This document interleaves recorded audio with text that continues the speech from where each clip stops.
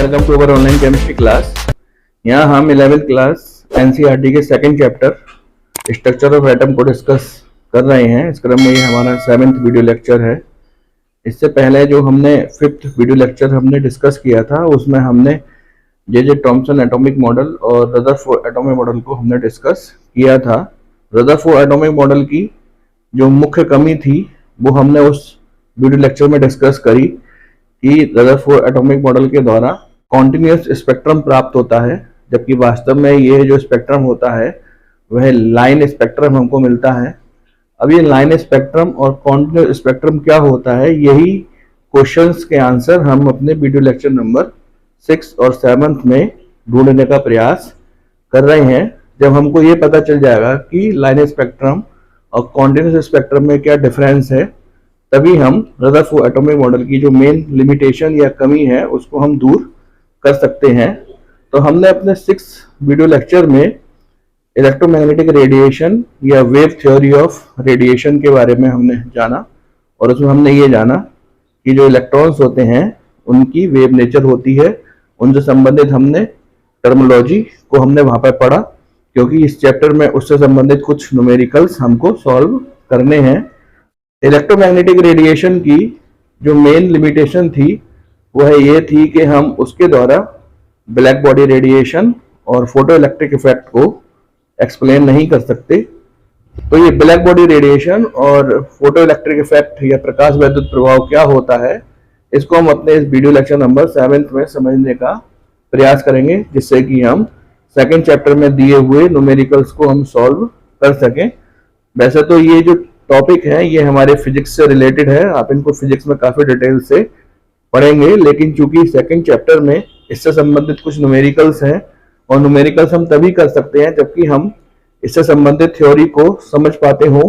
तो इसलिए यहाँ पर ये दोनों टॉपिक ब्लैक बॉडी रेडिएशन और फोटो इलेक्ट्रिक इफेक्ट को आपको समझाया जा रहा है, जो कि काफी ब्रीफली है। आप इनको एज इट इज अपनी कॉपी में लिख लेंगे और इनको याद करने का प्रयास करेंगे। तो जैसे कि आप सामने ग्रीन बोर्ड पर देख सकते हैं, ब्लैक बॉडी रेडिएशन के बारे में समझाया गया है।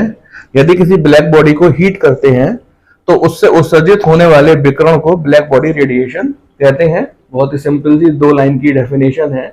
कोई भी वस्तु यदि गर्म करी जाती है तो उससे उत्सर्जित होने वाला जो विकिरण है उसको हम ब्लैक बॉडी रेडिएशन कहते हैं। बिल्कुल ही सिंपल सा टॉपिक है और हमने इसको बहुत ही इजीली और संक्षेप में यहाँ पर समझाने का प्रयास किया है।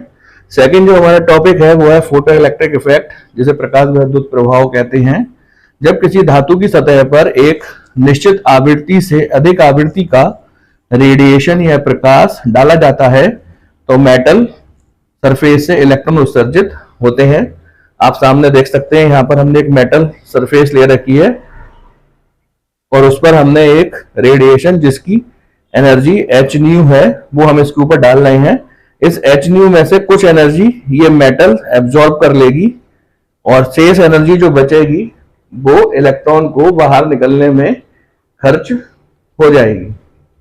तो इस प्रकार हम कह सकते हैं कि जो रेडिएशन हम इस मेटल सरफेस पर डाल रहे हैं उस रेडिएशन का कुछ हिस्सा ये मेटल एब्जॉर्ब कर ले रहा है और शेष जो बची एनर्जी है वो इलेक्ट्रॉन को प्राप्त हो जाएगी, जो कि उसकी काइनेटिक एनर्जी में चेंज हो जाएगी। तो हम इसको मैथमेटिकली इस प्रकार से शो कर सकते हैं कि ये जो हमने रेडिएशन यहाँ पे डाला है जिसकी एनर्जी h न्यू है, इस h न्यू में से जो एनर्जी इस मेटल सरफेस एब्जॉर्ब कर लेगी उसको हमने h न्यू नॉट से शो किया है, और शेष एनर्जी जो है वो इलेक्ट्रॉन को काइनेटिक एनर्जी के रूप में प्राप्त हो जाएगी।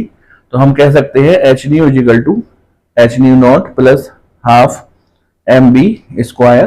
यहाँ पर जो h है उसको प्लांक कांस्टेंट कहते हैं, इसकी value 6.62 10 to the power -34 joule second निश्चित होती है। ये जो h न्यू है इसको हम थ्रेशोल्ड फ्रीक्वेंसी कहते हैं या इसको दहलीज आवृत्ति कहते हैं। ये वह फ्रीक्वेंसी होती है जो कि मेटल एब्जॉर्ब हो जाती है या कम से कम इतनी एनर्जी को एब्जॉर्ब करने के बाद शेष एनर्जी जो बचेगी वो हमारे इलेक्ट्रॉन को काइनेटिक एनर्जी के रूप में प्राप्त हो जाएगी।